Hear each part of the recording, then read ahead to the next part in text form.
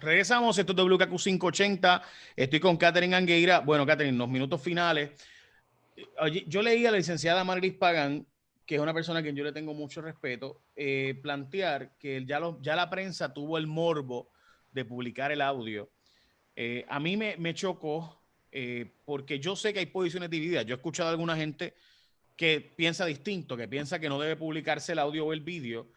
Yo estoy 100% seguro, Catherine, que los que estábamos buscando publicar ese audio y que ese audio fuera público, no lo hacíamos por rating. Y yo sé que alguna gente no nos va a creer porque va a pensar que todo en la vida es el negocio y el rating. Pero yo te aseguro y le aseguro a la audiencia de este programa que yo pasé ese audio ayer, no por el rating. Yo se lo garantizo, ustedes no lo pueden creer o no. Le voy a decir por qué.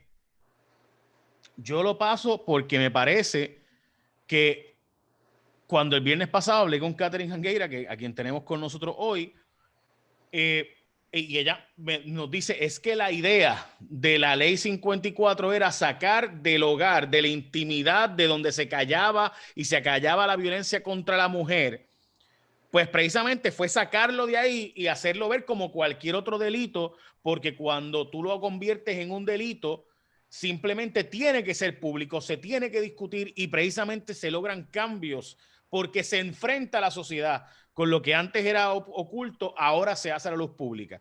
Y eso tiene un poder muy fuerte. Yo creo que si la familia, porque yo entiendo que si la familia hubiera dicho lo contrario, dice, no quiero que se publique, está difícil la situación, pero en este caso la familia está diciendo al revés, queremos que se divulgue para que no vuelva a pasar esto. Ok, déjame reaccionar porque sé que estamos al final del programa. Primero que tengo que reaccionar al mal uso de la palabra amor.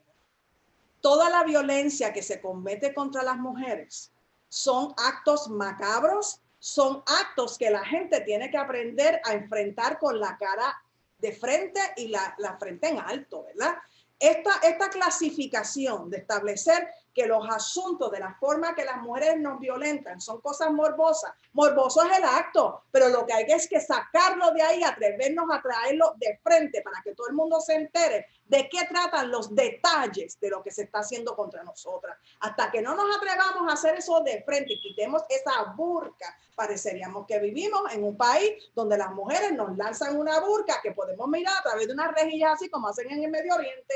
No, señoras y señores, sean feministas o no, tienen que aprender que el propósito de la prensa es como que ellas corren en un carril distinto a lo que es una democracia y lo que es el poder de la prensa. No estamos hablando de programas de chisme, estamos hablando de una prensa seria que sabe que la única forma que se tiene para poder fiscalizar al gobierno es si se divulgan las informaciones de asuntos que están mal hechos. Así que lo lamento, tengo unas grasas diferencias con todo ese discurso que tiene Lercy Boria y ahora Marilis Pagán está adoptando el mismo discurso. Y hay otras feministas y otras periodistas que entienden que incluso la cubierta del fin de semana anterior había sido morbosa, pues porque morboso es el acto. Así que si eso es la clasificación de qué es la definición de morboso, es mover la emoción, andar por unos lares que es de angustia, que es de las penumbras, de las cosas más terribles que se le pueden hacer a un ser humano. Pues los hechos que se cometen contra nosotras son así. ¿Ahora las vamos a esconder? No, este es el propósito de tipificar como delito y que las mujeres se dejen ya de estar infantilizadas para que no se atrevan a denunciar exactamente lo que le hicieron a ella en salas abiertas, porque la prensa es quien te va a proteger. Miren, yo cargo con estos recortes de prensa del 1979 y se los quiero enseñar porque si no llega a ser por la prensa, por esta cubierta que hizo el San Juan Star en el 1979, si no llega a ser por esta cubierta del periódico El Mundo, los casos míos no hubiesen sido resueltos, tan clásicos como eso. La prensa publica información de unos hechos que pasan un año posterior al hecho mío en ese recorte de prensa, donde el modus operandi de 3 violadores es idéntico a como pasó conmigo, que le arrancan a una mujer, la meten en un carro y la trasladan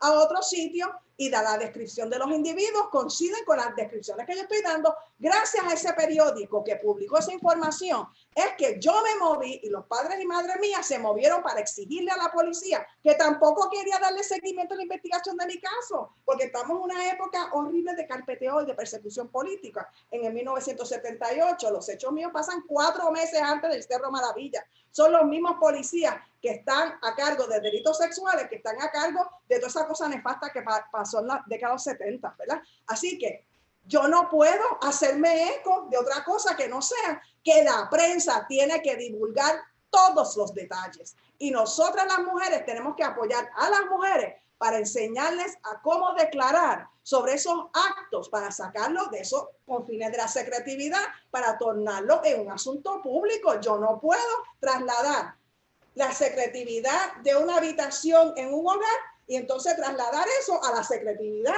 de un tribunal, porque si hay personas como esta juez que no supo escuchar, no supo entender lo que se le estaba declarando, resultado de su decisión, se procede entonces a asesinar a una mujer. No, señoras y señores, feministas o no feministas, los que alegan ser feministas necesitan revisar sus posturas de forma ponderada para que entiendan cuál es la función de la prensa en una democracia. No vivimos en Corea del Norte. A mí no me interesa participar de una sociedad donde los tribunales en Corea del Norte son cerrados, y entonces donde un juez o una jueza toma decisiones arbitrarias y mandan a la gente a fusilar, ¿verdad? Pues no, a mí no me interesa eso. Y yo soy feminista y llevo 43 años en esto y fui la primera mujer que con el rostro destapado, con mi identidad, en el 1981-82 estuve dispuesta de acceder a una entrevista que me hizo el Canal 4 en ese momento y fui la primera mujer que hablé públicamente sobre los hechos del caso mío. Y por ahí yo seguí esa trayectoria porque creo, y es más, para los que piensen que esto es una... Aquí yo tengo un artículo que se me publicó de una ponencia que yo presenté en un congreso internacional en el 1986-87 de historia oral en Oxford University, en Oxford, en Inglaterra. Y a mí se me publica esta versión en inglés en una revista académica en los Estados Unidos que circula internacionalmente y se me publicó también en una revista de la Universidad de Barcelona. Estamos hablando de los 80 y las feministas del 2021 están diciendo ¿qué?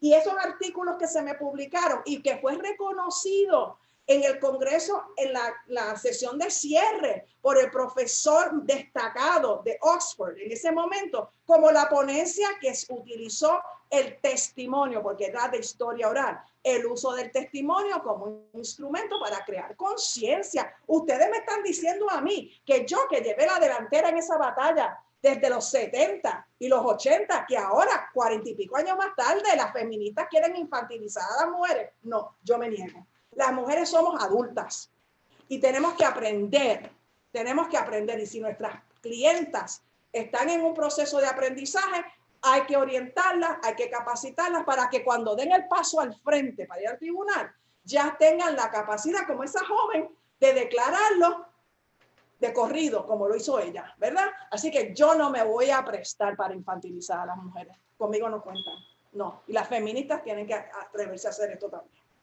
Catherine, cuando dices que infantilizar, ¿te refieres a que no hacer público y abiertamente discutir estos temas abiertamente y discutir la ola de violencia y los detalles de lo que ocurre en una orden de protección en una sala como esa? ¿Es infantilizar en qué sentido? ¿En que se quiere proteger por encima de lo que debe ser la normalización de que es un delito como otro cualquiera? Igual que, o sea, Claro, me refiero a que como si fueran niñas chiquitas, como que hay que proteger a la nena, porque si no la protegemos, pues entonces ya no se atreve. Pues no, yo creo que las mujeres en ese proceso de aprendizaje, de reorganizar, lo que hablábamos el viernes, que es una etapa temporera de crisis, de desorganización emocional, cuando van a buscar servicios de ayuda, ese es el papel de esas organizaciones de base que reciben fondos federales y fondos públicos para tener esos servicios. Y en esos servicios que se supone que se capaciten esas mujeres para escucharlas antes de acompañarlas al tribunal, ¿entiendes? Y si ellas no están claras con respecto a cuál es su función, que es capacitar a esas mujeres. Miren, yo he tenido mujeres que me llegaban a mi oficina con la vista así mirando para el piso. como hacen las mujeres en el Medio Oriente, que no pueden subir la vista, ¿verdad? En otros países, que las mujeres tienen que caminar detrás de los hombres, yo no sé cuántos pies. Llegaban así, intimidadas y aterrorizadas, y cuando fueron orientadas y se les preparó para enfrentar el proceso en un tribunal, acababan dirigiendo al fiscal, ¿entiendes? Y ellas no estudiaron derecho formalmente y decían, eso no es así, y los interrumpían, ¿verdad? Así que con la cabeza y la frente en alto, no, yo me niego, y yo puedo creer que esa legislación que se cambió el propósito, porque todas esas reglas de procedimiento criminal lo que han hecho es retroceder antes de que se haya aprobado esa ley en el 89, por favor, vamos a hacer claras cuál era el propósito original, que era sacar de la secretividad unos asuntos de cómo nos vejaban en la dignidad. Esto es un asunto de violación a la dignidad. Y acabo diciéndote, Jay, que tenemos que distinguir entre intimidad y dignidad. Cuando se nos viola la dignidad, haciendo uso de instrumentos de agresión sexual, haciendo uso de ese espacio de la intimidad, lo que se nos está violando es la dignidad. Y nosotros vamos al tribunal para resarcir el daño a nuestra dignidad. Y en ese proceso tenemos que aprender a hablar de todos los conceptos que están usualmente encerrados en ese espacio que antes se consideraba la intimidad, pero tan pronto existe un acto de violencia, dejó de ser íntimo. Ningún acto de violencia se puede encerrar en los cuatro paredes, no, eso se ventea públicamente en un sistema democrático. Para eso es el propósito de que los juicios son públicos. Ahora vamos a establecer un Estado de Derecho alterno, y escondemos de la extensión de lo privado, que antes era donde ellos nos violan y nos violentan, para entonces hacer extensivo eso, en Estado de Derecho paralelo. ¿Qué es eso? Queremos o no, creemos o no en la igualdad. Pues la igualdad implica que si yo voy a un tribunal para declarar cuando me robaron el carro, cuando me chocaron el carro, cuando se metieron en mi casa y me robaron, y yo uso las palabras, el carro, el bumper, el tapabocina, ¿verdad que pues así tenemos que aprender a hablar? El pene, la vagina, los senos, ¿verdad? Y buscar los verbos para describir lo que nos hacen. Tenemos que aprender a hacerlo sin la carga esa que nos quiere imponer ahora el tribunal, que sea, nos tenemos que sentir avergonzadas. No, estamos hablando de violencia, no estamos hablando de relaciones bienvenidas. Hay una gran diferencia. Y cuando se habla de violencia, hay que buscar el lenguaje para declarar públicamente sobre esa violencia. No tenemos que sentirnos abochornadas y tenemos que capacitar a esas mujeres para atreverse a declarar públicamente, porque si no es contrario al interés de ellas. Es contrario al interés de ellas, que la prensa no pueda fiscalizar si el juez o la juez lo está haciendo correctamente, y si el fiscal está o no haciendo su trabajo bien hecho, y si el abogado de defensa se está extralimitando y está violentando los derechos. Porque hay una carta de derechos de víctimas y testigos que yo ayudé a redactar en el 88, que es para velar que se trate con compasión, con dignidad a las víctimas. Y si la prensa no está ahí y el público no está ahí para fiscalizar eso, pues volvemos entonces a la etapa de las tinieblas. Estamos en la etapa que no es democrático. Y yo creo en la democracia. Yo creo que las cosas tienen que ser transparentes y que el pueblo tiene derecho a saber si esos funcionarios que le pagan su salario se merecen estar ahí, o si que hay que empezar a promover el posible procedimiento de residenciamiento de algunos jueces del Supremo. Porque eso también hay que discutirlo. Si lo que ha pasado en este momento amerita o no es suficiente para empezar a hacer unas investigaciones en la Cámara de Representantes para ver si esos jueces que tomaron esa decisión no es una mera equivocación teórica, es que están violentando los propios principios de una democracia, están amordazando dictatorialmente a lo que es la función de la prensa, de la libertad de expresión, la libertad de que las cosas sean transparentes. Por favor, o vamos a empezar a creer las dictaduras que quería Trump imponernos. ¿Eso es lo que está pasando? Yo no creo en esas dictaduras. Yo creo en la transparencia. Yo creo que el pueblo tiene derecho a saber lo que está pasando en todas estas instituciones. Tiene derecho a evaluar continuamente a todos los funcionarios, porque los funcionarios no están por encima de ningún ciudadano. Aquí se equivocan cuando no entienden. La palabra en inglés me gusta más. They're public servants. Public servants. Son servidores públicos. En español sería sirvientes públicos. Y aquí en Puerto Rico no se acaba de entender y se piensa que las jueces, que los legisladores, que el gobernador es alguien que está por encima de todo el mundo. No, son ciudadanos comunes y corrientes, que se le ha dado un privilegio, se le ha delegado una función, pero si no funciona, los tenemos que sacar. Y por eso es que hasta el procedimiento de cómo se destituye, se residencian también los jueces del Supremo. No son vacas sagradas, no, señoras y señores.